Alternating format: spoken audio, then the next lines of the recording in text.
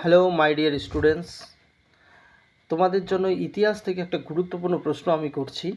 প্রশ্নটা হচ্ছে, ভারতের প্রথম ভাইসরয় কে ছিলেন?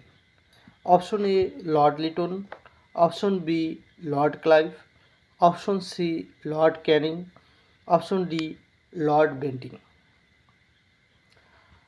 তো এই প্রশ্নের মূল উত্তর হচ্ছে option C lord Canning. Lord Canning 1857 সালে যে মহাবিদ্রোহ হয়েছিল, এই মহাবিদ্রোহের সময় ইনি গভর্নর জেনারেল ছিলেন এবং মহাবিদ্রোহের পরবর্তী বছরেই এনাকে ভাইসরয় পদে উন্নীত করা হয়, অর্থাৎ ভারতের প্রথম ভাইসরয় লর্ড ক্যানিং ছিলেন। আচ্ছা, অপশন এতে লর্ড লিটন রয়েছে। লর্ড লিটন ইনি দেশীয় ভাষা সংবাদপত্র আইন জারি করেছিলেন। এবং অপশন বিতে রয়েছে লর্ড ক্লাইভ, ইনি পলাশির যুদ্ধের সময় ভারতের ইস্ট ইন্ডিয়া কোম্পানির গভর্নর ছিলেন।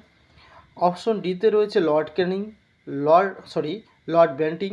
লর্ড বেন্টিং ইনি 1829 সালে সতীদাহ প্রথা আইন করে বন্ধ করে দিয়েছিলেন এবং 1835 সালে ইংরেজি শিক্ষা চালু করেছিলেন।